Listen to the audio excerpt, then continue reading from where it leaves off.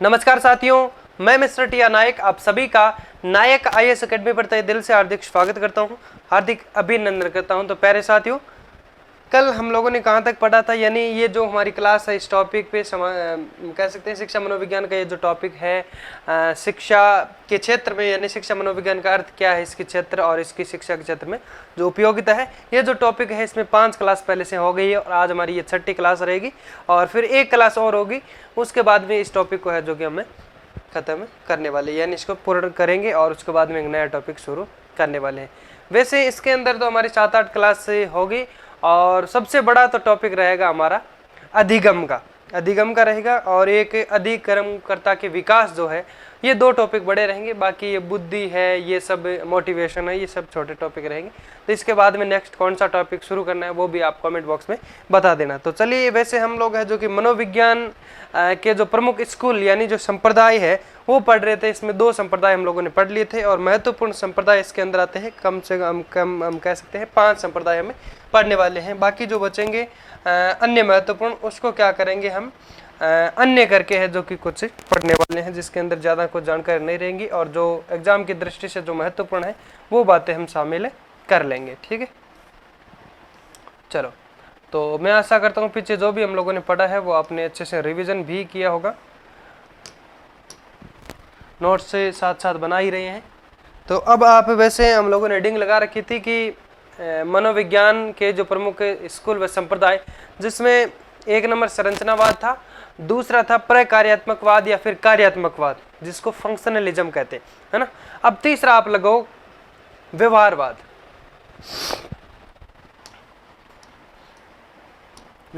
फिर इसके बारे में थोड़ी सी चर्चा करते हैं।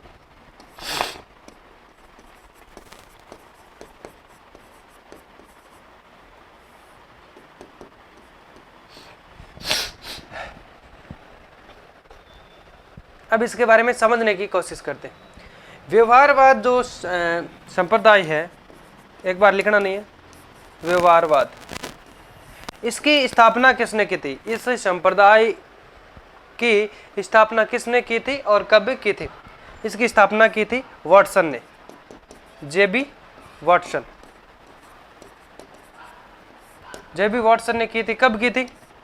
1930 के अंदर, यानी 1913 में है जो कि इसकी स्थापना की थी। किसने की थी? जेबी वाटसन ने। फिर बात आती है कि वाटसन के अनुसार इसके लिए जो वस्तुनिष्ठ विधियों के बारे में बताए गए हैं, वस्तुनिष्ठ एवं हम कह सकते हैं प्रयोगात्मक विधियों का प्रयोग किया गया है। उन्होंने कहा है कि शिक्षा जो मनोविज्ञान है वह वस्तुनिष्ठ व प्रयोगात्मक ढंग से की जानी चाहिए। व्यवहार का अध्ययन, शिक्षा मनोविज्ञान का वर्तमान जो स्वरूप है वो किसका अध्ययन माना जाता है? व्यवहार का अध्ययन माना जाता है, व्यवहार का अध्ययन। तो इन्होंने कहा है कि व्यवहार का अध्ययन जो वस्तुनिष्ठ व प्रयोगात्मक ढंग से किया जा सकता है। इसीलिए कहा जाता है कि जो मनोविज्ञान है उसकी विषय वस्तु क्या होनी चाहिए? व्यवहार ही होनी चाहिए। ठीक है, तो ये किसने कहा है कि तो आपको ध्यान रखना है कि वाटसन के द्वारा ऐसा कहा गया है कि जो शिक्षा मनोविज्ञान का अर्थ वर्तमान में क्या है कि व्यवहार है। तो व्यवहार जो है उसका अध्ययन वस्तुनिष्ठ व प्रयोगात्मक ढंग से किया जा सकता है। इसीलिए मनोविज्ञान जो है, मनोविज्ञान की विषय वस्तु किसको माना जाना चाहिए? व्यवहार को ही माना जाना चाहिए, या फिर व्यवहार ही उसकी जो विषय वस्तु है वो होनी चाहिए। फिर बात आती है कि व्यवहारवाद के द्वारा ही उद्दीपन एवं अनुक्रिया के अध्ययन से है जो कि उद्दीपन व अनुक्रिया को प्रारंभ किया जा सकता है। अब बात आती है कि उद्दीपन एवं अनुक्रिया का जो सिद्धांत है ये किसने सबसे पहले प्रतिपादित किया था? उद्दीपन आप समझते हैं ना, उद्दीपन एवं अनुक्रिया क्या होता है? अनुक्रिया, उद्दीपन। वैसे आगे हम इसको, एक चैप्टर आएगा, हमारा पाठ आएगा, उसके अंदर हम शानदार से इसको पढ़ेंगे। एक टॉपिक है उद्दीपन। क्या होता है? जैसे कोई चैलेंजेस जो रहता है आपके सामने, कोई टारगेट होता है, ठीक है, तो उसके लिए जो अनुक्रिया आप, उसके लिए जो कार्य आप बीच में करते हैं, जो बाधाएं आती है, तो वो अनुक्रिया होती है। जैसे आपको मान लीजिए आप किसी रूम के अंदर है और आपको बाहर जाना है, तो आप क्या करेंगे? इधर उधर से आप सीधा जाके और उठेंगे, मान लीजिए आप यहाँ बैठे हैं और आपको बाहर जाना है, तो आपको बाहर जाना है तो ये आपका एक टारगेट हो गया कि भाई मान लीजिए क्लास से टॉयलेट करने जाना है जो भी, या फिर खाना खाने जाना है, या बाहर होटल पे चाय पीने जाना है, तो वो आपका एक चाय पीने जाना है मान लीजिए, तो वो आपका क्या है कि वो आपका उद्दीपन है मान लीजिए, या फिर खाना खाने जाना उद्दीपन हो गया। उसके लिए आपके बीच में जो भी कार्य आपने किए हैं, यहाँ से खड़े हुए, दरवाजा खोला, बाइक स्टार्ट की और होटल पे चल दी, है ना, तो वहां पे जब आप जाके खाना खाएंगे तो वो आपकी जो आवश्यकता की जो पूर्ति कर रहे हैं वो आपका उद्दीपन हो जाएगा। और बीच में जो भी रास्ते में आपका जो भी क्रियाकलाप हुआ है, जो भी क्रिया की है आपने, वो अनुक्रिया कहलाती है। यानी उद्दीपन के लिए किया गया कार्य ही अनुक्रिया कहलाता है। जैसे कि आपने डोर खोला, जो भी वगैरह हम कह सकते हैं चले, या फिर हम कह सकते हैं बस के अंदर गए, उसको किराया दिया, ये बीच में जो भी कार्य आता है वो आपका है जो कि क्या कहलाता है, अनुक्रिया कहलाता है। वैसे इसको हम डीपली पढ़ेंगे आगे। तो यहाँ पे बात आती है कि व्यवहारवाद के द्वारा ही उद्दीपन एवं अनुक्रिया के अध्ययन को प्रारंभ किया गया है। तो सर्वप्रथम अगर बात आए कि उद्दीपन एवं अनुक्रिया को का जो सिद्धांत है या फिर किसने प्रारंभ किया था, तो वाटसन के द्वारा किया गया था। तो ये बात आपको अच्छे से बात ध्यान में रखनी है। फिर बात आती है कि व्यवहारवाद को ही मनोविज्ञान का सेकंड फोर्स यानी द्वितीय बल की संज्ञा दी गई है। प्रथम बल की संज्ञा किसको दी गई है? मनोविज्ञान में प्रथम बल की संज्ञा किसको दी गई है? मनोविश्लेषणवाद को। किसको दी गई है? मनोविश्लेषणवाद को। और यहाँ पे हम बात कर सकते हैं व्यवहारवाद जो है इसको मनोविज्ञान में कैसी संज्ञा दी गई है? Second force. ठीक है,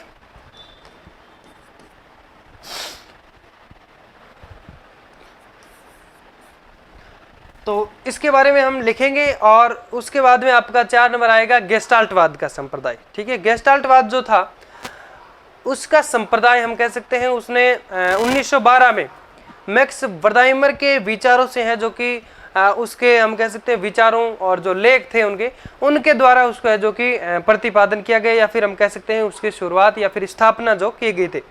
अब बात आती है, चलो पहले इसके बारे में लिख लेते हैं, है ना, नहीं तो फिर उसके बारे में, यानी उसका जो जर्मनी में विकास जो है 1920 के अंदर माना जाता है, बाकी शुरुआत 1912 में मानी जाती है।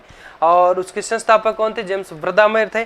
और 2 व्यक्ति थे, एक तो संस्थापक तो था जेम्स वर्दाइमर, और 2 थे उसके सह संस्थापक। 2 थे सह संस्थापक, जिसमें से कौन था? एक तो था वुल्फगैंग कोहलर, एक था जिसका नाम था कुर्टकॉफ का। ये 2 इसके सह संस्थापक थे, और एक था संस्थापक जिसका नाम था वर्दाइमर, मैक्स वर्दाइमर। फिर बात आती है कि गेस्टाल्टवाद संप्रदाय जो था, तो गेस्टाल्टवाद नामक शब्द का अर्थ क्या होता है? ये किस भाषा का शब्द है? ये जर्मन भाषा का शब्द है, जिसका अर्थ होता है समग्रता, या फिर हम कह सकते हैं पूर्णाकार या पूर्णता, या फिर अंग्रेजी में हम कह सकते हैं वोलनेस। क्या कहते हैं? वोलनेस। इसकी बात करें तो गेस्टाल्टवाद जो शब्द है इसका अर्थ क्या हो जाता है? समग्रता। फिर बात आती है कि ये पूर्ण से अंश की ओर चलता है या फिर अंश से पूर्ण की ओर चलता है? ये चलता है पूर्ण से अंश की ओर। यहाँ से प्रश्न पीछे सेकंड ग्रेड में आया भी है, तो यहाँ पे आपको ध्यान रखना है कि पूर्ण से अंश की ओर चलता है तो किस प्रकार से चलता है, कैसे चलता है? जैसे मान लीजिए एक एग्जाम्पल नॉर्मल में मैं लूं, जैसे कोई मान लीजिए कक्षा के अंदर कोई बालक बाहर से आए हैं, या फिर किसी बालक जैसे हम रोड पे कहीं खड़े, बाजार में कहीं खड़े, किसी व्यक्ति को हमने देखा, बोला हाँ ये व्यक्ति है, सीधा पहले देखा कि हाँ ये व्यक्ति है, ठीक है। फिर देखा, मतलब कोई चल रहा है तो हमने देखा कि भाई ये कोई जीवित व्यक्ति है, ठीक है। ये नॉर्मल क्या है, पहले हमने पूर्ण देखा कि ये कोई व्यक्ति है, फिर देखा कि हाँ ये व्यक्ति है जिसमें ये मतलब इसके वाइट ड्रेस है, या फिर इसके हाथ में ब्लैक बैग है, या फिर इसके बाल ऊपर की तरफ हम कह सकते हैं कंघी किए हुए, या इसके हाथ में मोबाइल है, इसके हम कह सकते हैं मोबाइल में गाना बज रहा है। ये फिर अंश, अंश का मतलब होता है आंशिक जो रूप होता है भागों के अंदर, टुकड़ों के अंदर। जैसे कहते नहीं कि ये नदी आंशिक रूप से उसमें बहती है, आंशिक रूप से, तो आंशिक का मतलब कुछ भाग, कुछ भाग यानी टुकड़ों के अंदर। तो यही बात है कि ये पहले हम किसी भी चीज को क्या करते हैं, पूर्ण रूप से देखते हैं, फिर इसके टुकड़ों के अंदर हम इसका भाग करके है जो कि देखते हैं, तो इसे ही कहते हैं गेस्टाल्टवाद का जो संप्रदाय। इसमें मूल बात यह है कि ये पूर्ण से अंश की और शिक्षण सूत्र पर आधारित माना जाता है। इसके अनुसार कहा गया है कि जो विषय वस्तु है उसको पहले क्या किया जाता है, पूर्ण से समझा जाता है या फिर पूर्ण से देखा जाता है। ठीक है, मान लीजिए कोई किताब है, सबसे पहले देखेंगे हाँ ये सामाजिक विज्ञान की किताब है, ठीक है, सामाजिक अध्ययन की किताब है या विज्ञान की किताब है या संस्कृत की किताब, सबसे पहले देख लिया कि ये किताब है, क्या है। फिर देखेंगे, आपने जैसे किसी बुक उठाया बोला ये किताब है या फिर कोई नोटबुक है, फिर देखेंगे अच्छा इसके अंदर पहला टॉपिक ये है, इस पहले टॉपिक में ये लिखा है।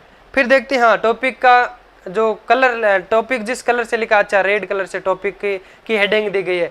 फिर देखते हैं हाँ इसमें तो चित्र भी बनाए गए हैं, फिर देखते हैं इसमें तो डायग्राम भी, ये क्या है। इसके बाद में भागों के अंदर पढ़ते हैं, इसको समझने की कोशिश करते हैं। तो गेस्टाल्टवाद शब्द जो हम कह सकते हैं, इसके अंदर आपको ये बात याद रखनी है कि पूर्ण से अंश की ओर शिक्षण सूत्र पर आधारित माना जाता है। ठीक है, यानी पहले इसको पूर्ण रूप से देखा जाता है, उसके बाद में इसको आंशिक रूप से या फिर छोटे छोटे भागों से इसको विभक्त किया जाता है। फिर बात आती है कि गेस्टाल्टवाद विचारधारा पे आधारित है। अधिगम का जो सिद्धांत है, अधिगम का मतलब क्या होता है, सीखना, तो सीखने का जो सिद्धांत है उसे क्या कहा जाता है, सूझ का सिद्धांत या अंतर्दृष्टि कह सकते हैं या इनसाइट थ्योरी का सिद्धांत भी वह कहलाता है। अब बात आती है कि सिद्धांत गेस्टाल्टवाद का जो सिद्धांत है, विचारधारा इसकी क्या है, सूझ। सूझ क्या होती है बताइए, सूझ क्या होती है। चलो एक बार फिर से हम समझने की कोशिश करते हैं। 3 नंबर व्यवहारवाद है, बाकी हम तो लिख तो किसके बारे में रहे हैं, बोल किसके बारे में रहे हैं, गेस्टाल्टवाद के बारे में, जो कि चौथा संप्रदाय है,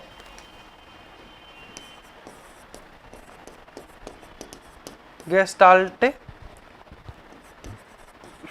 संप्रदाय। ठीक है, अब इसमें कहा गया है जो विचारधारा है वो सूझ,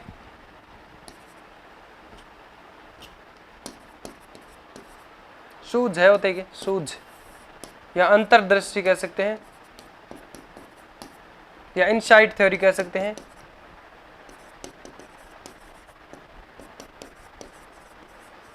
ठीक है, ये क्या होती है, सूझ का मतलब ये है जैसे आप किसी रूम में बैठे हैं, ठीक है, तो फिर आपको लगा कि हमें बाहर निकलना है, मान लीजिए भाई खाना खाने जाना, मतलब एक जी एग्जाम्पल है, बाहर निकलना है, फिर आपको पता नहीं है कि दरवाजा कहाँ से खुलता है, कैसे खुलता है। अब उसके पीछे, अब आपको पता होता है यहाँ दरवाजा है, तो आप उसको क्या करेंगे भाई, इधर उधर खोलेंगे, और कुंडी अगर होगी तो आजकल डिजिटल दरवाजे हैं, उसके बारे में मान लीजिए एग्जाम्पल है, कुंडी है तो आप इधर खोलेंगे, इधर नहीं खुली तो इधर खोलेंगे तो वो खुल जाएगा, या फिर बाहर धक्का दिया, बाहर नहीं तो अंदर धक्का दिया तो वो चुंबक वाला होता है तो वो खुल जाता है। तो ये आपके बीच में साधारण अनुक्रिया हो गई और आपका उद्दीपन क्या आपने हासिल कर लिया। लेकिन इसके अंदर सूझ क्या होता है, सूझ यही है, आगे हम वैसे एक टॉपिक हमारा अलग से रहेगा जिसमें हम बहुत शानदार तरीके से जो कई सारे विद्वान हैं उन्होंने प्रयोगात्मक जो विधियों का भी प्रयोग करके प्रयोग किए हैं वो भी हम अच्छे से पढ़ने वाले हैं। सूझ क्या होती है, सूझ यानी एक बार हम नॉर्मल से मान लीजिए कि जैसे कोई दरवाजा है और वो डिजिटल दरवाजा है, आपको पता नहीं ये कहाँ से खुलेगा, ठीक है, फिर क्या करेंगे आप, पहले ऐसे बैठे बैठे इधर उधर देखेंगे कि भाई कहाँ से खुलेगा दरवाजा, फिर आप क्या करेंगे, मायूस होंगे, ठीक है, और बैठ जाएंगे। फिर अचानक दिमाग में लगेगा यार इस दरवाजे के ऊपर एक खिड़की है, उसको तोड़ के निकल जाऊं, ये क्या है, आपके अंदर सूझ। फिर जब उस खिड़की की तरफ देखा तो लगा कि यार उसके पास में एक स्विच और है, उसके पास एक स्विच और है, क्या पता उससे दरवाजा खुल जाएगा।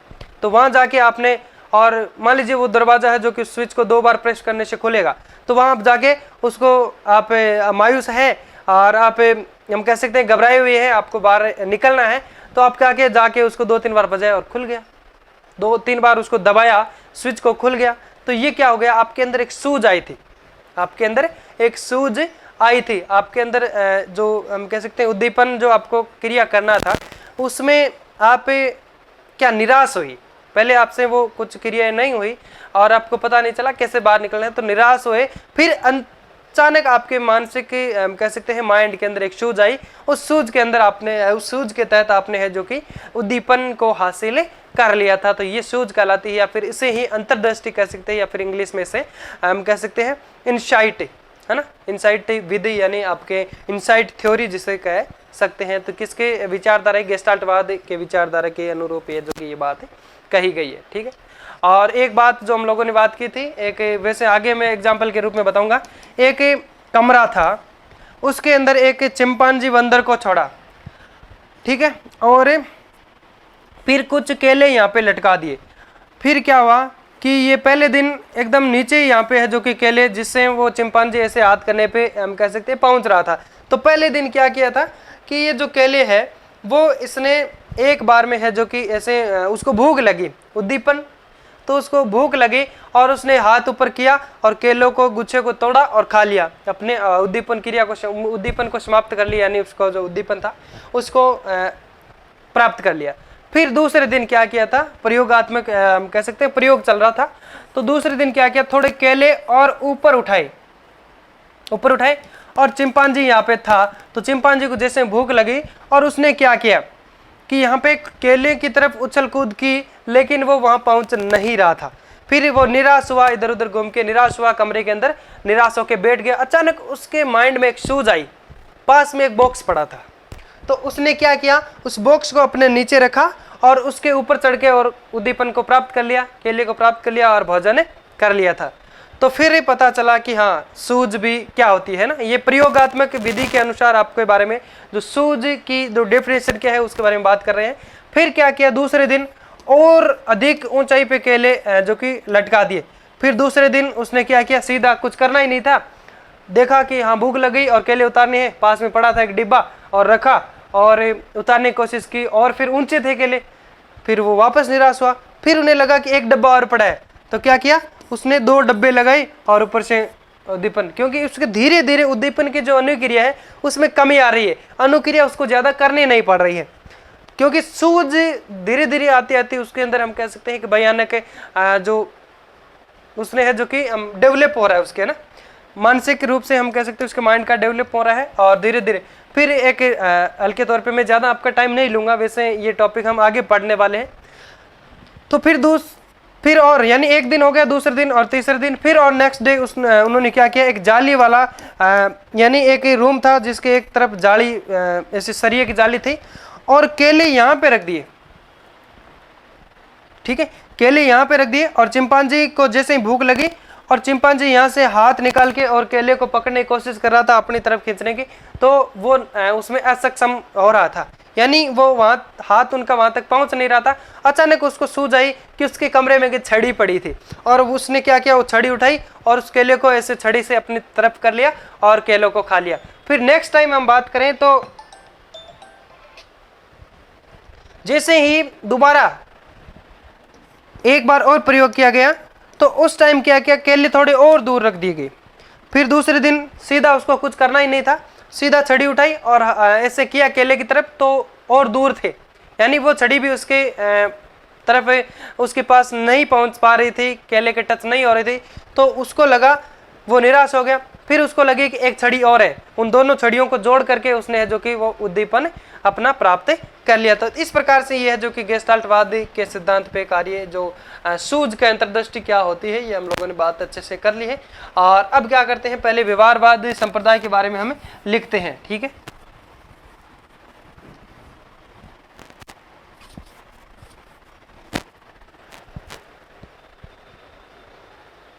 तो पहले हेडिंग लगाओ व्यवहारवाद। व्यवहारवाद में लिखो, व्यवहारवाद की स्थापना जेबी वाटसन के द्वारा 1913 में की गई। व्यवहारवाद की स्थापना, व्यवहारवाद की स्थापना किसके द्वारा की गई, जेबी वाटसन, वाटसन लिखो या वाटसन एक ही बात है, जेबी वाटसन के द्वारा कब की गई, 1913 में की गई, के द्वारा 1913 में की गई, ठीक है।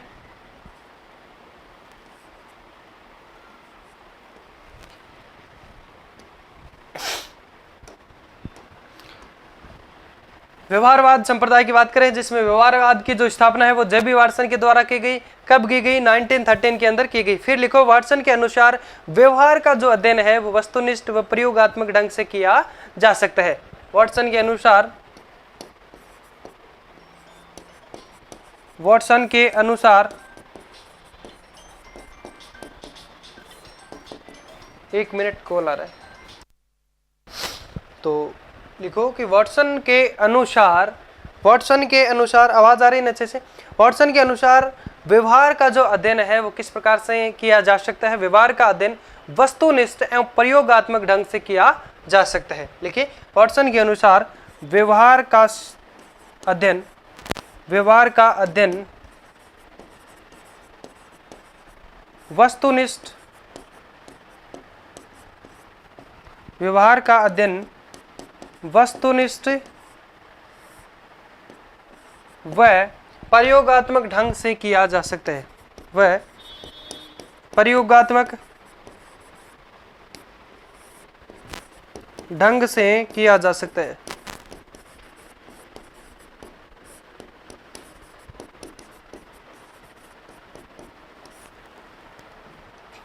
ठीक है, इसीलिए, या फिर आगे लिखो, इसीलिए, या फिर डायरेक्ट लिख सकते हो कि व्यवहार, इसलिए मनोविज्ञान की जो विषय वस्तु है वह व्यवहार होनी चाहिए, व्यवहार की होनी चाहिए। मनोविज्ञान की जो विषय वस्तु है वह व्यवहार की होनी चाहिए। इसीलिए मनोविज्ञान की विषय वस्तु, मनोविज्ञान की विषय वस्तु जो है वह व्यवहार की होनी चाहिए।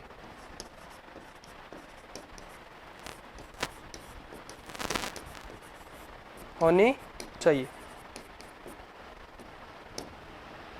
ठीक है, व्यवहार का अध्ययन वस्तुनिष्ठ व प्रयोगात्मक ढंग से किया जा सकता है, किया जा सकता है। इसलिए मनोविज्ञान की जो विषय वस्तु है वह व्यवहार की ही होनी चाहिए। मनोविज्ञान की विषय वस्तु व्यवहार की होनी चाहिए। लिखिए यहाँ तक। उसके बाद में आता है कि व्यवहारवाद के द्वारा ही हम क्या करते हैं? उद्दीपन अनुक्रिया के अध्ययन को है जो कि क्या कर सकते हैं? प्रारंभ किया गया है। किसके द्वारा किया गया है? जे.बी. वाटसन के द्वारा किया गया है।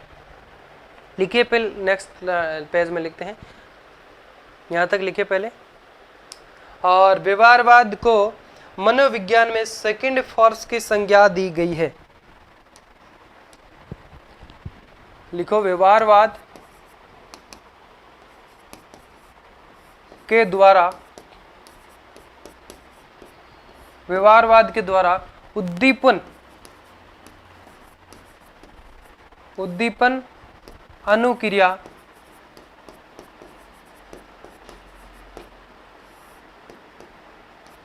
उद्दीपन, व्यवहारवाद के द्वारा ही उद्दीपन अनुक्रिया का है जो कि प्रारंभ या फिर आरंभ किया गया।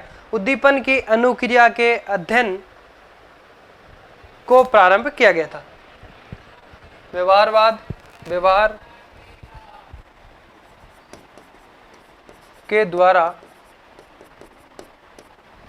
उद्दीपन अनुक्रिया के अध्ययन को प्रारंभ किया गया,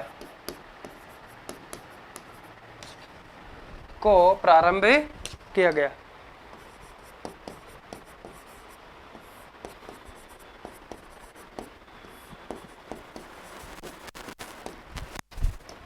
फिर एक लाइन लिखो, व्यवहारवाद को मनोविज्ञान में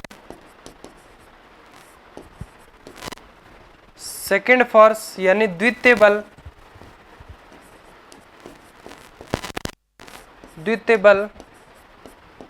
या फिर कोष्टक में लिखो SECOD सेकंड FORC, है ना? फोर्स ऐसे होता है, सेकंड फोर्स, या फिर हिंदी में लिख दो सेकंड फोर्स, है ना? सेकंड फोर्स की संज्ञा दी गई, संज्ञा दी गई। ठीक है,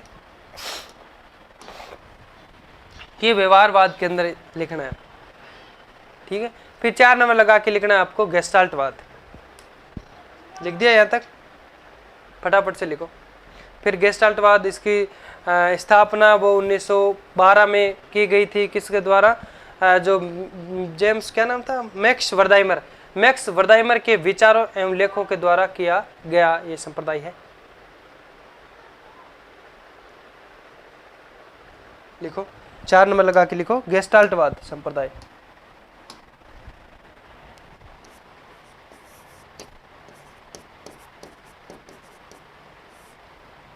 गेस्टाल्ट,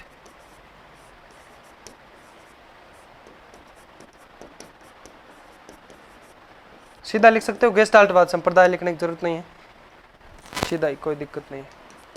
गेस्टाल्टवाद, इसकी स्थापना या फिर इसका प्रारंभ या फिर हम कह सकते हैं इसका प्रतिपादन किसने किया था, इसका आरंभ किसने किया था? गेस्टाल्टवाद संप्रदाय का प्रारंभ 1912 में मैक्स वर्दाइमर के जो विचारों एवं लेखों के द्वारा किया गया है। ये बात लिखे पहले, सीधा दोबारा नाम लिखने की जरूरत नहीं है, ऐसे लिखे। इसका आरंभ, आरंभ 1912 में मैक्स वर्दाइमर, मैक्स वर्दाइमर के विचारों एवं लेखों के आधार पर किया गया, लेखों के आधार पर किया गया।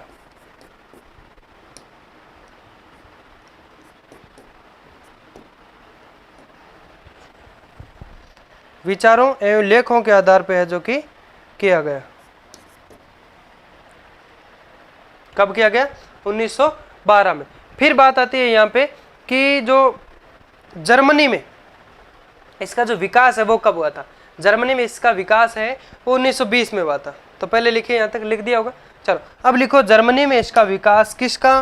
गेस्टाल्टवाद का। जर्मनी में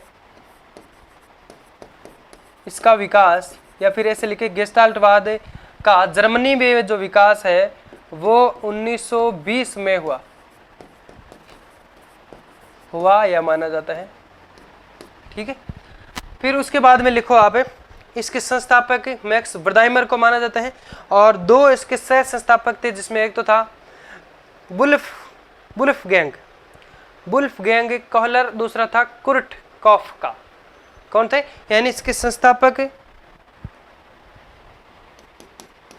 इस संप्रदाय के, या सीधा लिखो इसके संस्थापक, इसके संस्थापक कौन थे? मैक्स वर्दाइमर।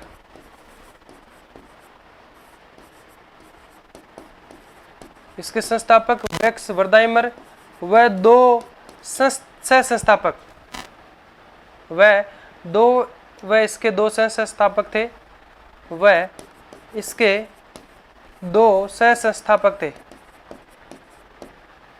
सह संस्थापक थे।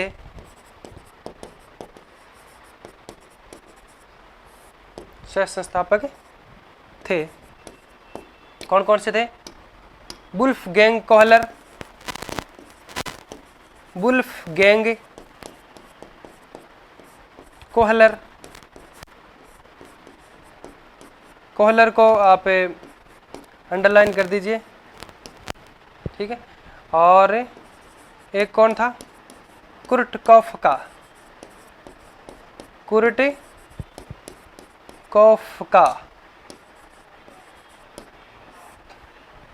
ठीक है, यहाँ पे कॉफका को अंडरलाइन कर दीजिए।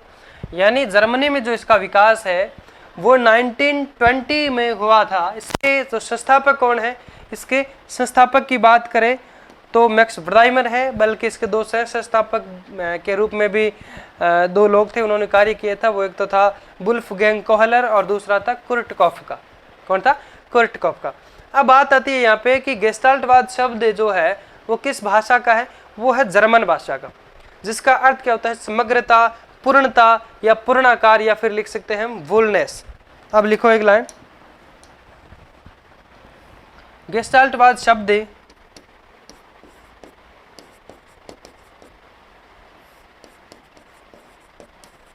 गेस्टाल्टवाद शब्द किस भाषा का है? जर्मन भाषा का है। जर्मन भाषा का है, जिसका अर्थ है क्या होता है? जिसका अर्थ है समग्रता, समग्रता, या अब लिख करके लिखे पूर्णता, या अब लिख करके लिखे पूर्णाकार, या लिख सकते हैं अब लिख करके वुलनेस।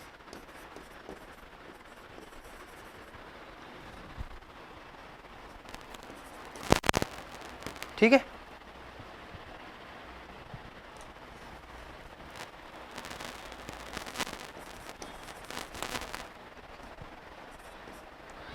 क्या हो गया? ठीक है, WHOLENESS, यानी गेस्टाल्टवाद शब्द जो कि जर्मन भाषा का है, जिसका अर्थ होता है समग्रता या पूर्णता या पूर्णाकार, या फिर हम कह सकते हैं वुलनेस। ठीक है, फिर बात आती है कि गेस्टाल्टवाद किस दिशा की ओर चलता है? हम कह सकते हैं पूर्ण से अंश की ओर चलने वाला, या फिर जिस शिक्षण सूत्र पर आधारित माना जाता है। गेस्टाल्टवाद पूर्ण से अंश की और शिक्षण सूत्र पर आधारित माना जाता है। इसके अनुसार जो विषय वस्तु है उसको सबसे पहले पूर्ण रूप से देखा जाता है, उसके बाद में आंशिक भागों के रूप में देखा जाता है, या फिर छोटे छोटे टुकड़ों के रूप में देखा जाता है। लिखा यहाँ तक? चलो, गेस्टाल्टवाद गेस्टाल्टवाद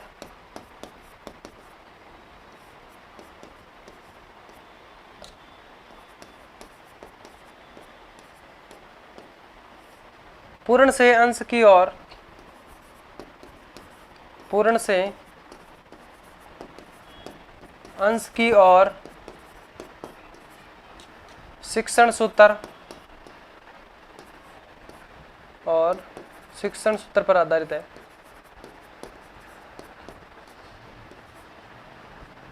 शिक्षण सूत्र पर आधारित है,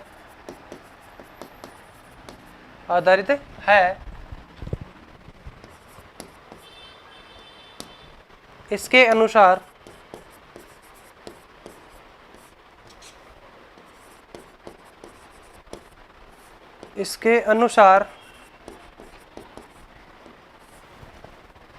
पहले कैसे, किस हिसाब से देखा जाता है? पहले पूर्ण रूप से देखा जाता है। इसके अनुसार कहा गया है कि पहले पूर्ण रूप से किसको? विषय वस्तु को। इसके अनुसार पहले विषय वस्तु को पूर्ण रूप से देखा जाता है, पहले विषय वस्तु को, या फिर सीधा लिख सकते हैं इसके अनुसार विषय वस्तु को पहले पूर्ण रूप से देखा जाता है। इसके अनुसार विषय वस्तु को पहले पूर्ण रूप से देखा जाता है, रूप से देखा जाता है, उसके बाद उसको, यानी विषय वस्तु को छोटे छोटे भागों में विभक्त किया जाता है। उसको छोटे छोटे भागों में विभक्त किया जाता है, यानी छोटे छोटे भागों में आंशिक की रूप से उसको देखा जाता है, विभक्त किया जाता है। ठीक है, समझ में आ रहा है ना साथ साथ? ठीक है, और फिर लिखो गेस्टाल्टवाद जो है वह विचारधारा, यानी सूझ की अंतर्दृष्टि की विचारधारा किसने प्रारंभ की थी? गेस्टाल्टवाद ने। गेस्टाल्टवाद विचारधारा पर आधारित अधिगम का सिद्धांत है। गेस्टाल्टवाद विचारधारा पर आधारित जो अधिगम का सिद्धांत है, सूझ अंतर्दृष्टि यानी हम कह सकते हैं इससे है, जो कि इनसाइट थ्योरी का सिद्धांत भी कहलाता है।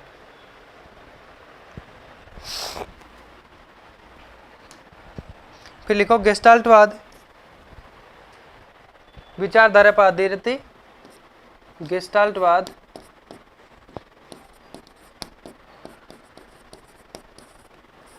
गेस्टाल्टवाद विचारधारा पर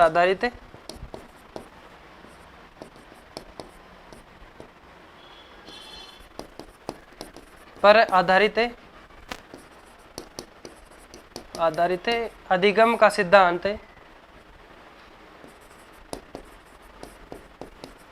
अधिगम का सिद्धांत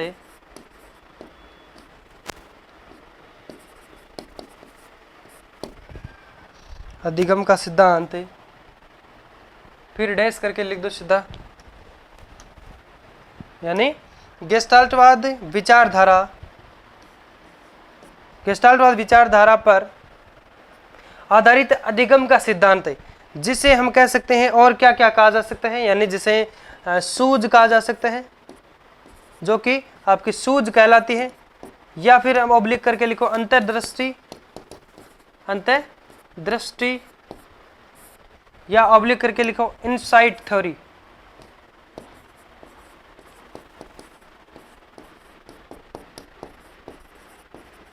इनसाइट थ्योरी भी कहलाती है, इनसाइट थ्योरी का सिद्धांत भी कहलाता है। आगे लिखे का सिद्धांत भी कहलाता है।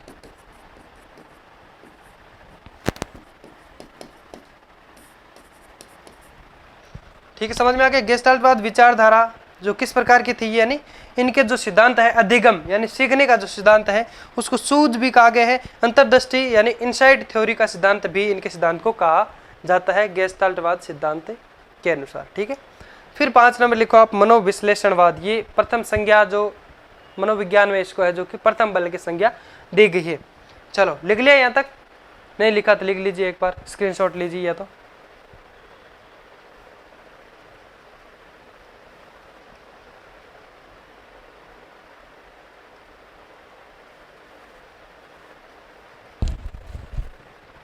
ठीक है, अब लिखो मनोविश्लेषणवाद। 5 नंबर लगा के लिखो मनोविश्लेषणवाद।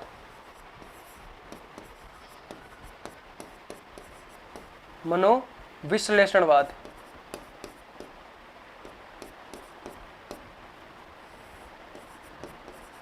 नाम सही लिखा है कि मैंने? मनोविश्लेषणवाद सही है क्या?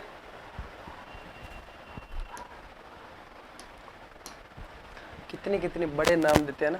मनोविश्लेषणवाद हो गया। अब इसके अंदर इसकी जो शुरुआत है वो स्थापना किसने की है, एक बार समझने की कोशिश करें। इसकी स्थापना है जो कि 1900 में की गई। किसके द्वारा? फ्राइड के द्वारा। सिगमंड फ्राइड के द्वारा है जो किसकी स्थापना की गई। कब की गई? 1900 ईस्वी के अंदर। ठीक है, 1900 ईस्वी के अंदर की गई। और इसकी स्थापना क्यों करनी पड़ी, किस कारणों से हुआ था? निदानात्मक प्रक्रियाओं के अनुसार, या फिर हम कह सकते हैं निदानात्मक परिस्थितियों के कारण इसकी स्थापना, या फिर इसका उद्देश्य जो प्रारंभ माना जाता है। तो इसका उद्देश्य जो है या प्रारंभ हम कह सकते हैं किस लिए हुआ था? नैदानिक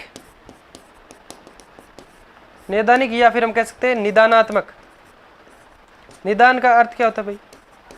निदानात्मक जो परिस्थितियां थी उसके कारण इसका जो उद्देश्य माना जाता है। निदानात्मक मतलब क्या होता है?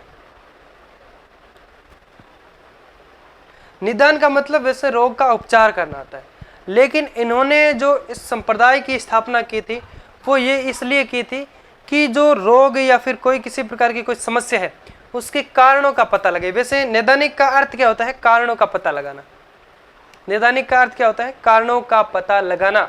कोई बालक को किसी भी प्रकार के कोई बुरे सपने आ रहे हैं, या फिर कोई कुछ काम वो कर नहीं रहा है, या फिर किसी प्रकार के उसके अंदर घृणा भावनाएं अलग अलग प्रवृत्ति के रूप में, या फिर किसी टीचर के बारे में वह गलत सोचता है, तो क्यों सोचता है? इसके बारे में इन्होंने ये एक संप्रदाय की स्थापना की थी और कहा है कि उसके निदानात्मक यानी उसका उपचार फिर करेंगे, पहले उसके कारणों का पता लगाएंगे कि आखिर ऐसा क्यों हो रहा है, और उसमें फिर हम कह सकते हैं उसके अंदर सुधार भी किया जा सकता है। तो पहले इसके अंदर थोड़ा बहुत लिखते हैं, बाकी फिर उसको पहले हम लोगों ने समझा था मनोविश्लेषणवाद के बारे में, अभी हमने नहीं समझा था क्या? समझा था ना। लिखो इसके अंदर इसकी स्थापना, या फिर सीधा लिखो सिगमंड फ्राइड द्वारा, सिगमंड फ्राइड द्वारा इसकी स्थापना, सिगमंड फ्राइड द्वारा 1900 ईस्वी में इसकी स्थापना की गई, इसकी स्थापना की गई। समझ में आ गया यहाँ तक? फिर लिखो क्यों की गई भाई इसकी स्थापना, किन कारणों के द्वारा की गई। फिर लिखो मनोविश्लेषणवाद का उदय या प्रारंभ है, या सीधा लिखो इसका, बार बार नाम लिखने की जरूरत नहीं है, इसका उदय या प्रारंभ निदानात्मक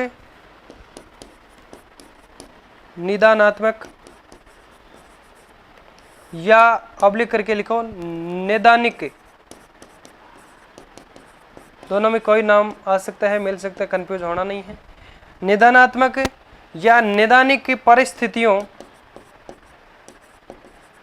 परिस्थितियों के कारण हुआ उदय, इसका जो है वो निदानात्मक या नैदानिक परिस्थितियों के कारण इसका प्रारंभ हुआ था। ठीक है, समझ में आ गया यहाँ तक? फिर लिखते हैं इसके बारे में, निदानात्मक का अर्थ क्या होता है? कारणों का पता लगाना। फिर एक लाइन और लिखो, निदानात्मक का अर्थ है, निदानात्मक का अर्थ है क्या होता है? कारणों का पता लगाना, कारणों का पता लगाना। कारणों का जब पता लगाते हैं तो उस पर काबू हम पा सकते हैं। पहले क्या होता है, जैसे डॉक्टर के पास जाते हैं, वो आपको नहीं पूछते हैं क्या?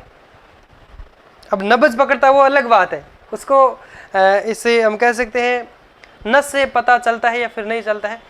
वो पहले आपको नहीं पूछते कि हाँ बुखार चढ़ी है, तो बोला भूख नहीं लग रही है क्या, कब से चढ़ी है, क्यों, अरे क्या किया था, ठंडा पानी पिया था क्या, या फिर चिकना खा के पानी पिया, ऐसा करके वो जुकाम वगैरह के बारे में पहले आपको क्या करते हैं, जो साधारण जानकारी वो आपसे लेते हैं। तो उससे क्या होता है कि निदानात्मक का मतलब है जैसे पहले आपका उपचार करने से पहले आपसे कुछ जो जानकारी है वो ले लेते हैं और उसी के अनुसार आपको दवाई भी दे सकते हैं, तो उससे आप ठीक हो सकते हैं। ठीक है, तो ये हो जाता है कि निदानात्मक यानी कारणों का पता लगाना क्या कहलाता है? निदानात्मक। इसी के अनुसार गेस्टाल्ट इन्होंने है जो कि मनोविश्लेषणवाद का जो सिगमंड फ्राइड ने ये सिद्धांत दिया है, इसके अनुसार इस प्रकार से है जो कि बालक की मान लीजिए कि जो उसके अंदर क्या चल रहा है उसके बारे में है जो कि बातें निदानात्मक जो परिस्थितियों के कारण इसको प्रारंभ करना पड़ा था। फिर एक एग्जाम्पल के रूप में हम बात करें तो एक बालक था जिसको बार बार कई बार सपने आ रहे थे, उसको इस प्रकार से सपने आ रहे थे, उन्होंने कहा कि भाई मेरे को बार बार जब भी मैं सोता हूँ नींद में मेरे को जो सपने आते हैं तो ऐसे सपने आते हैं कि मेरे पिताजी की डेथ हो गई है, ऐसे उसको सपना आते और हमेशा आते। तो वो बालक काफ़ी घबराया हुआ था, तो उसने बोला कि सर मेरे को ऐसे सपने आ रहे। तो उनको पूछा कि क्या हुआ क्या, बोला मेरे पिताजी, तो उसको पूछा गया कि तेरे पिताजी क्या को जॉब करते? बोला नहीं करते, और हम वैसे आर्थिक स्थिति से बात करें तो थोड़ा कमजोरी है, वीक है, और पिताजी थोड़ा बीमार चल रहे हैं और मैं यहाँ पे पढ़ाई कर रहा हूँ, मेरे पास थोड़ा आर्थिक पैसे की थोड़ी तंगी भी है।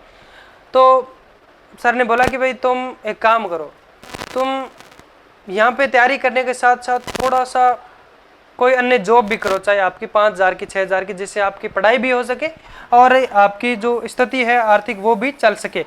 तो उनको सपने क्यों आ रहे थे? क्योंकि उनके पिताजी को ऐसे था कि उनको खुद को ऐसे मन में जो भावनाएं जो चलती है वही रात में क्या है, सपने के रूप में आती है।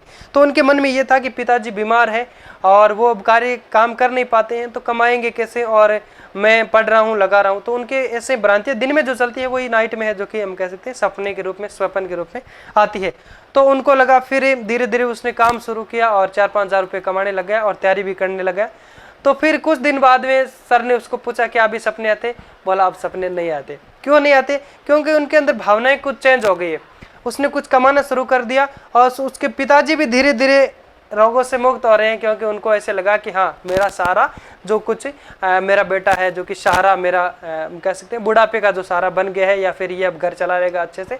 तो उसके भी मन में ऐसे हो गया, उन दोनों के मन में है जो कि अच्छी भावनाएं पैदा हो गई और उनको सपना आना बंद हो गया। तो ये क्या है कि निदानात्मक परिस्थितियां जो थी उसमें, यानी कारणों का पता लगे उस बालक के अंदर क्या जो भ्रांतियां थी, उसने ये बताया टीचर्स को और फिर उसको काबू पाने की कोशिश की। उसको उसी अनुसार जो उपचार किया गया कि इस प्रकार से आपको वापस से हम कह सकते हैं इस पे काबू पा सकते हैं, कि आपको थोड़ा बहुत मजदूरी करना चाहिए। तो उसने मजदूरी की और उसको सपने आने भी बंद हो गए थे। तो ठीक है, ये जो मनोविश्लेषणवाद है, मन के विश्लेषण करके उसके है जो कि उसके अनुसार इस सिद्धांत का कार्य किया गया। ठीक है, फिर लिखते हैं कि फ्राइड ने यह कहा कि अचेतन जो मन होता है उसके अध्ययन पर विशेष बल दिया गया। मनोविज्ञान के अंदर जो अचेतन मन होता है, जिसके अंदर बहुत सारी भावनाएं होती है लेकिन उसको बाहर निकाल नहीं पाते, यानी मनुष्य या फिर हम कह सकते हैं व्यक्ति जो असामान्य व्यवहार, एक तो सामान्य व्यवहार होता है, एक असामान्य व्यवहार का जो मुख्य कारण होता क्या है। जैसे आप लोग हैं, आप सामान्य क्रिया कर रहे हैं तो आप ठीक है, असामान्य यानी आपके अंदर कई सारे जो विचार चल रहे हैं लेकिन आप उसको बाहर निकाल नहीं सकते हैं, यानी जो दमित इच्छाएं आपके मन के अंदर, दमित जो इच्छाएं होती है, दमित इच्छा का मतलब यानी दबी हुई इच्छाएं, आपकी जो भावनाएं हैं उसको आप बाहर नहीं निकाल पाते, यानी यही जो है वो आपके चेतन मन को प्रभावित करती है। चेतन को प्रभावित कौन करती है? दमित इच्छाएं, यानी दबी हुई जो आपके मन के अंदर जो भावनाएं हैं, इच्छाएं हैं, ये है जो कि चेतन को प्रभावित करती है। ये किसने कहा है? असामान्य व्यवहार, ये किसने कहा है? सिगमंड फ्राइड ने कहा है। चेतन मन का अध्ययन पे उन्होंने है जो कि विशेष बल देखते हुए ये परिभाषाएं दी है, इसके बारे में हम लिखेंगे अच्छे से। और फिर बात आती है कि फ्राइड ने अचेतन के अध्ययन के रूप में है जो कि स्वप्न, जो अभी हम लोगों ने बात की थी, स्वप्न विश्लेषण विधि, कई सारी विधियों का प्रयोग है जो कि किया है और विधियां यहाँ पे है जो कि लागू की है, जिसे सम्मोहन विधि भी कहा जाता है। तो चलिए इसके बारे में फिर से लिखते हैं। यहाँ तक लिख दिया था क्या? चलो उसके बाद में लिखो, फ्राइड ने अचेतन मन के अध्ययन के रूप में, या फिर हम कह सकते हैं अध्ययन पर है जो कि विशेष बल दिया है। फ्राइड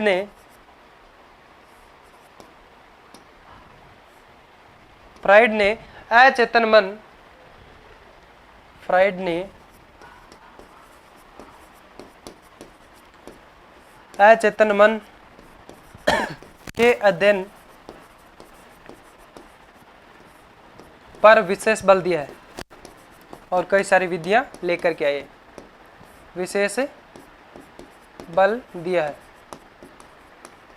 ठीक है,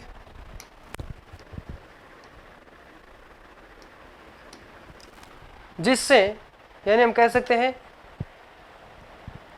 और कहा कि मनुष्य यानी जो व्यक्ति होता है उसके असामान्य जो व्यवहार का मुख्य कारण क्या होता है?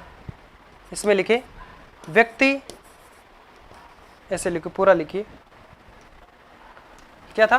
फ्राइड ने अचेतन मन के अध्ययन पर विशेष बल दिया है और कहा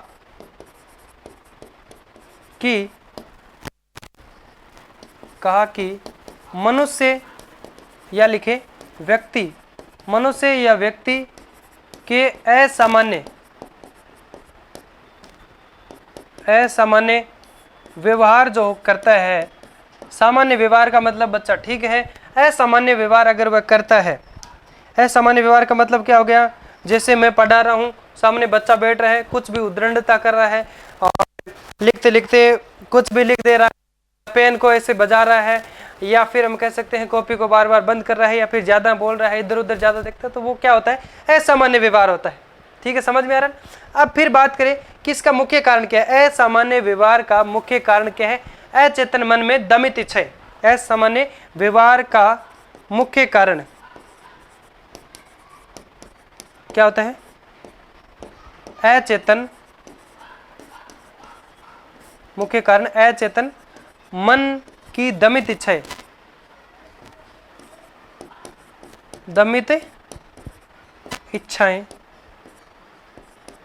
या फिर कोष्टक में लिख सकते हैं यहाँ पे दबी हुई इच्छाएं, जिसको वो बाहर नहीं निकाल पा रहे, दबी हुई,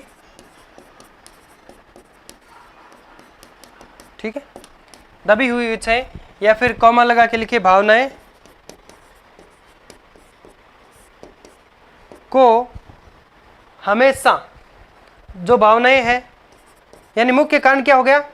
अचेतन मन की जो दमित इच्छाएं हैं या फिर दबी हुई जो इच्छाएं हैं, वो हम कह सकते हैं ये भावनाएं आपके मुख्य कारण मानी जाती है, जो हमेशा चेतन मन को प्रभावित करती है, जो हमेशा चेतन मन जो होता है, जो सामान्य व्यवहार करता है बालक, उसको क्या करती है? प्रभावित करती है, जो हमेशा चेतन मन को,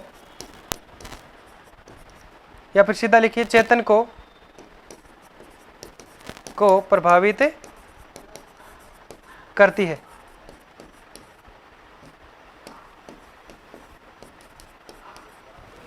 ठीक है, और उसके बाद में हम बात करते हैं, यानी ये जो अच्छे से आपने समझ लिया। फिर एक लाइन और लिखो, फ्राइड ने चेतन मन के अध्ययन के लिए दो विधियों का, एक विधियों का जो प्रयोग किया था स्वप्न विश्लेषण विधि, या फिर हम कह सकते हैं एक थी सम्मोहन विधि, इनका प्रयोग है इसमें किया है। एक एग्जाम्पल लेंगे हम, क्या होता है?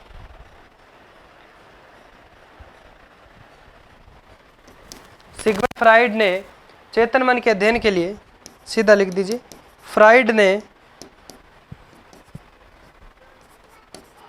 चेतन मन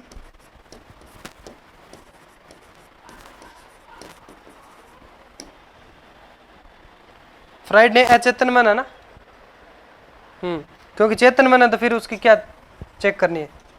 सिगमंड फ्राइड ने अचेतन मन के लिए, अचेतन मन के अध्ययन के लिए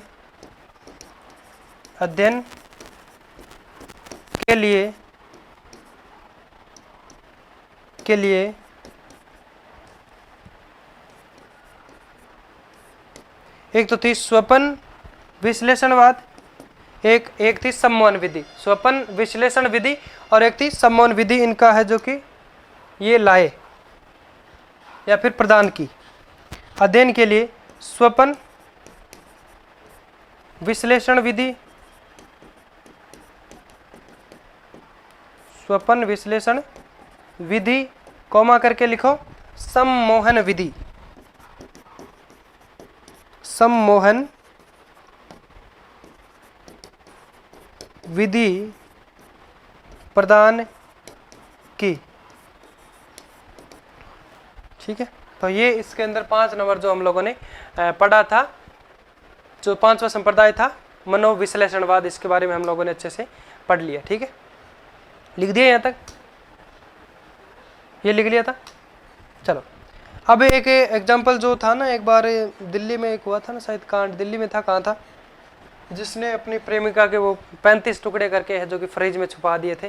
तो फिर उसके कई सारे जो टेस्ट किए गए, जिससे क्या होता है कि उसके अंदर जो दमित मन के अंदर जो भावनाएं थी उसके, वो उसको उगलना शुरू कर देता है। वो टेस्ट होता है जैसे नार्को टेस्ट होता है, उसके अंदर उसके शरीर को बेहोश कर दिया जाता है, और ये सरकार की हम कह सकते हैं जो परमिशन पे किया जाता है ना, जिससे क्या होता है कि उसको बेहोश करके, और फिर वो अपने बचपन में चला, यानी हम कह सकते हैं वो पता नहीं उसका माइंड ऐसे हो जाता है कि वो फिर जो भी बातें हैं वो उसको खुद को होश नहीं रहता है, लेकिन वो सारी बातें क्या करता है जो रियल में थी उसको ऐसे नहीं लगता है मैं किसी को बता रहा हूँ, और वो सारी बातें उगलने लगता है, जिसे हम कह सकते हैं नार्को टेस्ट जो कहा जाता है। उसी के अनुसार स्वप्न विश्लेषण विधि या फिर सम्मोहन विधि का प्रतिपादन इन्होंने है जो कि किया था।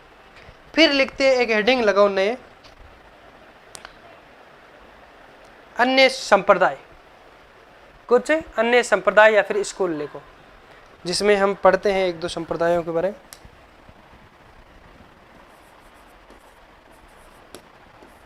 कुछ अन्य संप्रदाय, या ऑब्लिक करके लिखो स्कूल। फिर यहाँ पे नंबर लगाने की जरूरत तो है नहीं वैसे, लगाओ तो लगा दो, 1 नंबर लगा के लिखो सहचर्यवाद। सहचर्यवाद, साहचर्यवाद है ना, साहचर्यवाद है। पहले लिखो साहचर्यवाद। इसका प्रतिपादक किसने किया था, यानी इसका प्रतिपादक था जॉन लॉक। इन्होंने अनुभव पे बल दिया था। किस पे बल दिया था, अनुभव पे बल दिया था। ठीक है, इसमें बस 1-2 लाइन लिख दो, प्रतिपादक लिख दो एक तो। प्रतिपादक कौन था, जॉन लॉक। फिर लिखो इन्होंने अनुभव पर बल दिया, अनुभव पर बल दिया। फिर लिखो 2 नंबर प्रेरकीय या हार्निक संप्रदाय। प्रेरकीय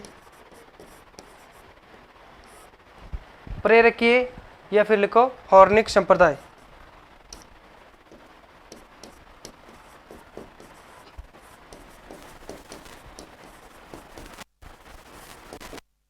इस करके इसके अंदर लिखो, ये लिख दिया।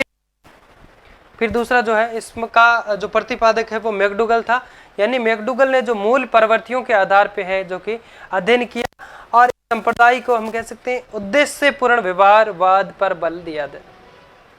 ठीक है, तो इसके अंदर 2 बात लिखो, एक तो प्रतिपादक मैकडूगल, और फिर लिखो इन्होंने मूल प्रवृत्तियां।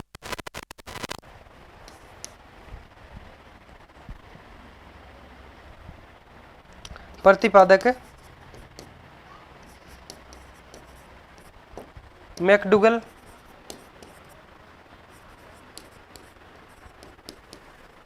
फिर लिखो मैकडूगल ने, या फिर सीधा लिखो इन्होंने मूल प्रवृत्तियों के आधार पर अध्ययन किया। इन्होंने मूल प्रवृत्तियों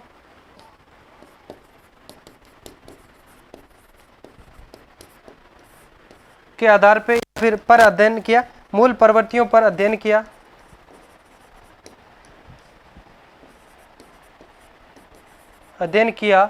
और हम कह सकते हैं उद्देश्यपूर्ण, है ना। इन्होंने है जो कि मूल प्रवृत्तियों के आधार पे अध्ययन किया,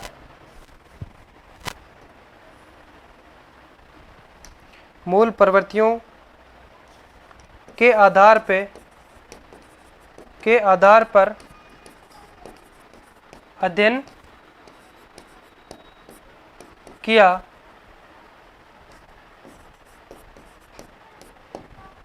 इन्होंने मूल प्रवृत्तियों के आधार पर अध्ययन किया, ये संप्रदाय उद्देश्यपूर्ण व्यवहारवाद पर बल देता है।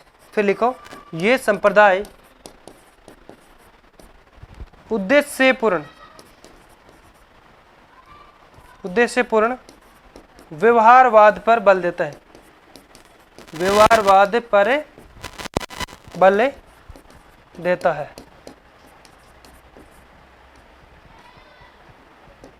अब मूल प्रवृत्तियां कौन सी है भाई, बता सकते हैं? मूल प्रवृत्तियां ये होती है जैसे कोई, मतलब आप ही मान लीजिए, मूल प्रवृत्तियां क्या होती है, जैसे मान लीजिए आप अपने घर में बैठे हैं और आपके ऊपर छिपकली, मान लीजिए कोई छिपकली आपके ऊपर डाल दी गई या आपके ऊपर गिर गई, तो आप जोर से चीखेंगे, या फिर हम कह सकते हैं मतलब आपको डर लगेगा। तो ये जो डर लगना है ये क्या आपकी मूल प्रवृत्ति है। तो कईयों के अंदर कम डर लगता है, लेकिन मूल प्रवृत्ति है जो डर तो आपको लगेगा तो लगेगा ही। ये क्या है, आपकी एक मूल प्रवृत्ति मानी गई है। इसके अंदर संशोधन किया जा सकता है, बल्कि इसको खत्म नहीं किया जा सकता। मूल प्रवृत्ति ये होती है, यानी जो डर लगता है आपको, इसके अंदर आपने संशोधन किया, थोड़ा कम चीख सकते हैं लेकिन चीखेंगे जरूर। मान लीजिए आपको डर लगता है,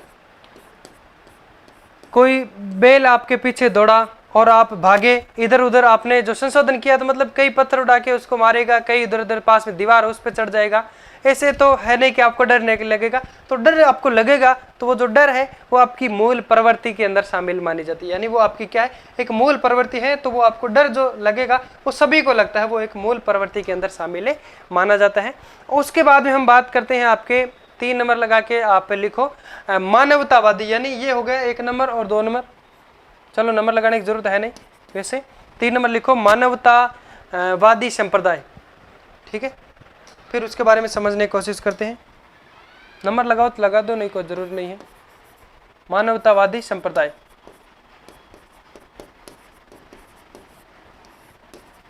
वादी संप्रदाय। अब इसके अंदर हम समझने की कोशिश करते हैं कि मानवतावादी संप्रदाय, इसका जो प्रतिपादक किसने किया था, इसको प्रतिपादित करने वाला जो व्यक्ति था अब्राहम मैस्लो। मैस्लो इतना याद, यह नाम याद रख सकते हैं। इन्होंने है जो कि आत्म सिद्धि का संप्रदाय दिया था, इन्होंने आत्म सिद्धि का संप्रदाय दिया था, और इससे हम कह सकते हैं आवश्यकता जो थी उसके क्रम में है जो कि सबसे इसको ऊपर रखा था। बाकी इसको एक हम टेबल बना के इस प्रकार से है जो कि अच्छे से इसको पढ़ने वाले हैं, और आत्म सिद्धि को है जो कि सबसे ऊपर यहाँ पे इन्होंने रखा था। ये सब हम लोग है जो कि आगे जो हमारा एक टॉपिक आएगा उसके अंदर हम इसको अच्छे से पढ़ने वाले हैं। क्योंकि यहाँ पे टाइम आपका नहीं लूँगा, ज़्यादा नहीं लूँगा, क्योंकि टॉपिक से रिलेटेड जो बातें हैं वही मैं आपको बारे में करने वाला हूँ। ये संप्रदाय जो है ये मानव का स्वभाव एवं व्यवहार पर बल देता है, ठीक है। लिखो पहले, प्रतिपादक अब्राहम मैस्लो, इसके प्रतिपादक या फिर ये संप्रदाय किसने प्रतिपादित किया था, अब्राहम मैस्लो, अब्राहम मैस्लो ने।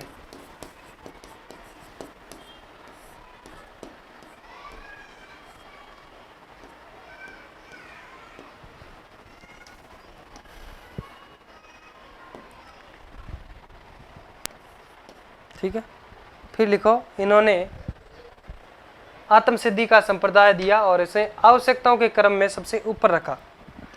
इन्होंने आत्म सिद्धि, इन्होंने आत्म सिद्धि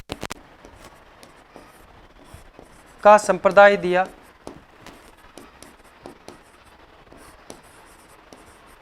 इन्होंने आत्म सिद्धि का संप्रदाय दिया और इसे आवश्यकताओं के क्रम में सबसे ऊपर रखा, और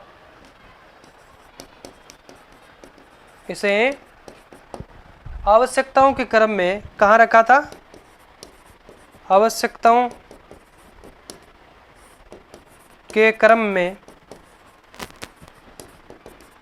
सबसे ऊपर रखा। आवश्यकताओं के क्रम में कहाँ रखा था, सबसे ऊपर रखा था, ठीक है। वो हम पढ़ने वाले हैं आगे टेबल बना के। फिर लिखो, ये संप्रदाय मानव स्वभाव एवं व्यवहार पर बल देता है। ये संप्रदाय मानव का जो स्वभाव है उस पे, मानव स्वभाव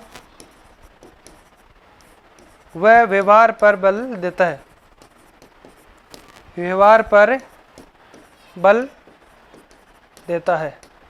अब इसको समझाने की ज़रूरत है नहीं, क्योंकि बालक का व्यवहार क्या होता है वो आपको पता है, और बालक या फिर मानव का स्वभाव क्या होता है वो भी आपको पता होता है। किसी का चिड़चिड़ापन स्वभाव, यानी स्वभाव आप समझ गए क्या होता है, और व्यवहार क्या होता है, ठीक है। तो इसी के साथ में हम कह सकते हैं, फिर बात करेंगे हम शिक्षा मनोविज्ञान की जो प्रकृति है वो किस प्रकार के, जिसमें कुछ हम पढ़ेंगे शिक्षा मनोविज्ञान से संबंधित है और कुछ के बारे में बात करेंगे शिक्षा मनोविज्ञान से संबंधित है और संबंधित नहीं है। इन दोनों के बारे में बात करेंगे, एक तो संबंधित है और एक संबंधित नहीं है। किससे, शिक्षा मनोविज्ञान की प्रकृति से। तो हम ये बात करेंगे कल के सेशन में, और इस टॉपिक को हम कल की एक क्लास और लेंगे, उसके बाद में इस टॉपिक को संपूर्ण कर देंगे, और दूसरा टॉपिक हम शुरू करेंगे मोटिवेशन यानी प्रेरणा, ठीक है। तो फिर मिलते हैं साथियों एक नए जोश और जुनून, तब तक के लिए एक छोटा सा ब्रेक लेते हैं। बाय बाय, जय हिंद।